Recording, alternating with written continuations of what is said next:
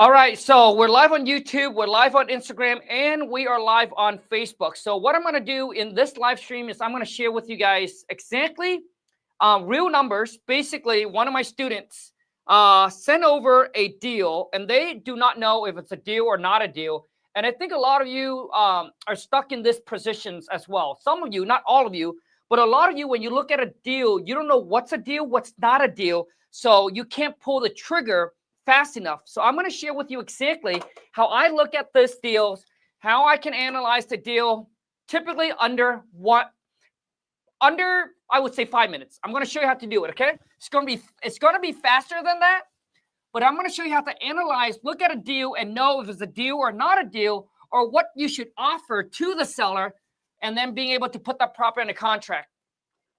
Okay. So first off is Daniel. So Daniel is one of my academy students. So he said the ARV is 160. Okay. So ARV. So we know that ARV is 160,000. Okay. So that's what the property's worth after it's fixed up. Then he said the seller is asking 120. Okay. So asking price, okay, is 120,000. That's what the seller wants. Okay. And he said the property's move in ready, flip, and can rent for $1,400 a month. Okay, so it can get $1,400 a month in rent. Okay, and he said my plan is to sell it to an investor for $135. So seller's willing to sell for $120. Okay, so seller is willing to sell for $120. Okay, now based on the numbers, okay, so here's how I look at it.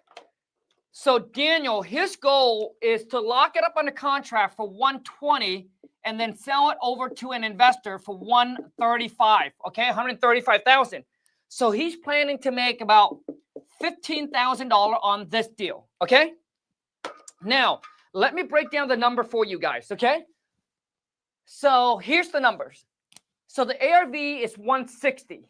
Okay, so if we go with the wholesaling formula, 160 minus, okay, so if we go 160 minus 30%, basically if we look at it as a wholesale number, it probably won't make sense. Okay, so that put us down at 112,000, and that haven't considered any rehab. I guess there's no rehab costs, but we also want to make some money on this. So if you want to make, let's just say 12,000, you got to get this property locked up on the contract for 100,000. Okay, for 100,000. So you're gonna, once you lock it up for 100,000, you can sell it to the buyer, right, for 112. Now, this formula is based on if that investor is going to buy, fix, and flip the property. Now, based on Daniel's number, is that I don't know what market he's in. Let me see what market he's in. I don't know what market he's in. So I don't know what market. Birmingham. So he's in Birmingham, Alabama. So here's the thing. In my market, the 1% rule, right? Which mean the 1% rule, which mean I will buy this property. Even I would buy this property all day long if I can get $1,400 in rent, and if I buy for $135, it's a no-brainer. Which means it meets the 1% rule, right?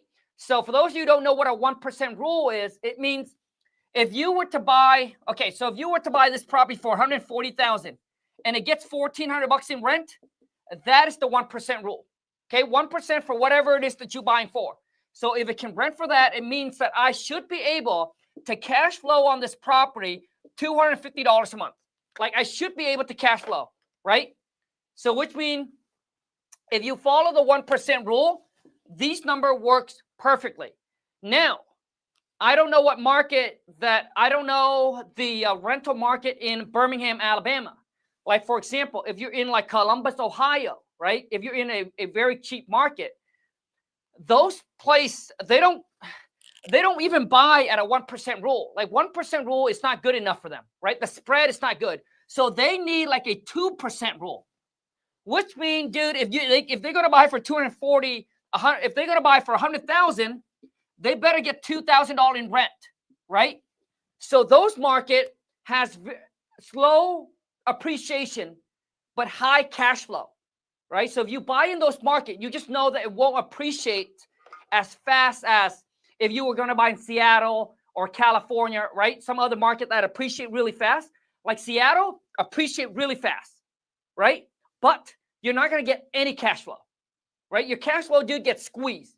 Like where I live, the 1% rule is extremely hard to find. It is very hard to find.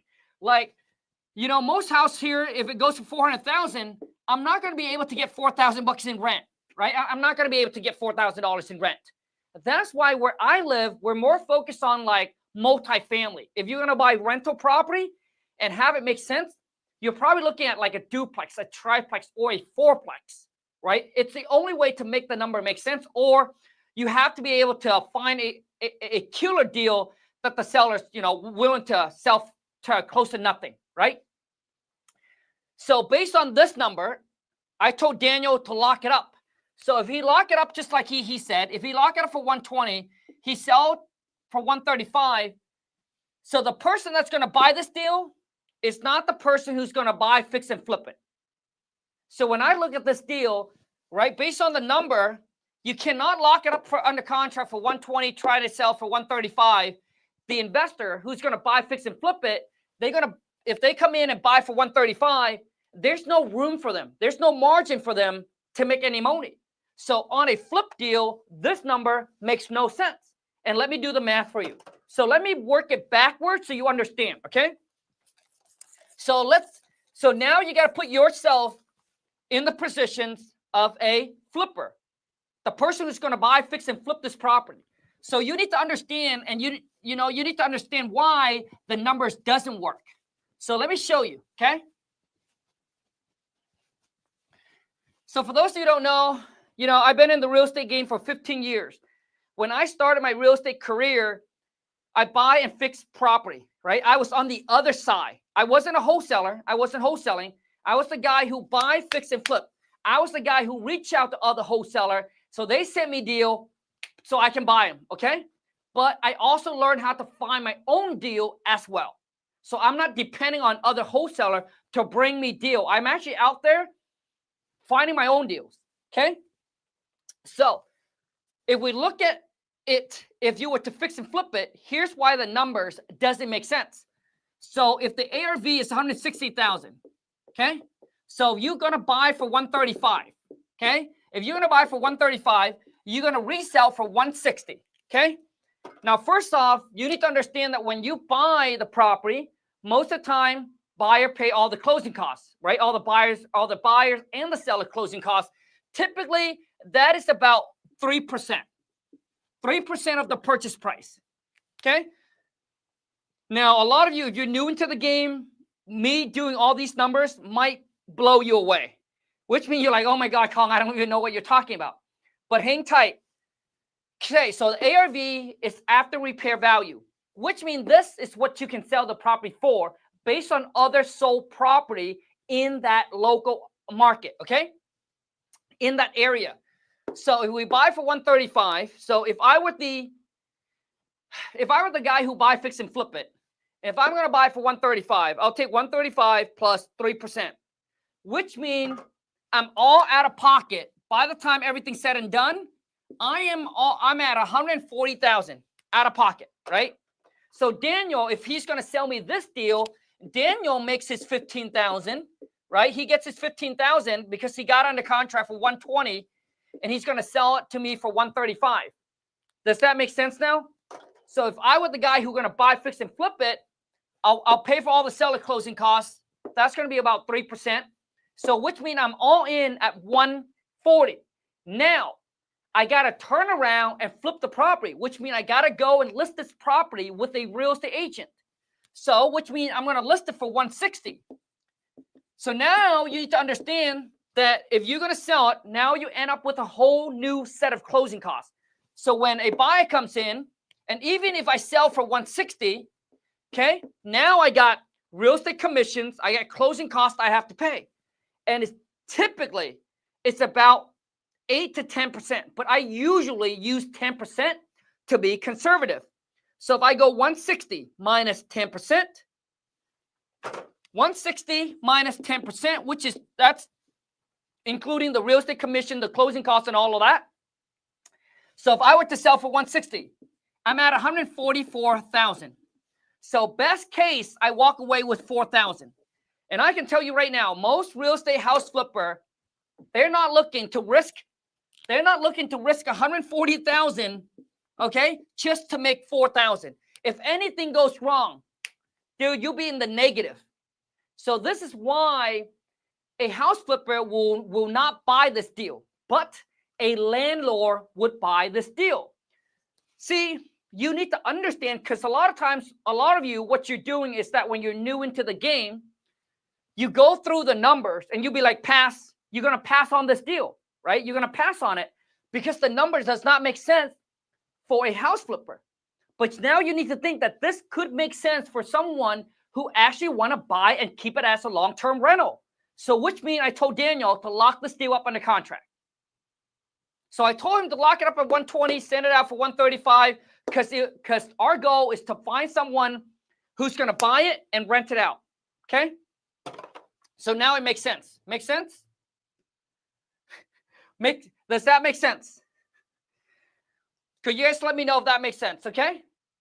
Now let's move on to another deal. So this deal came from Alyssa.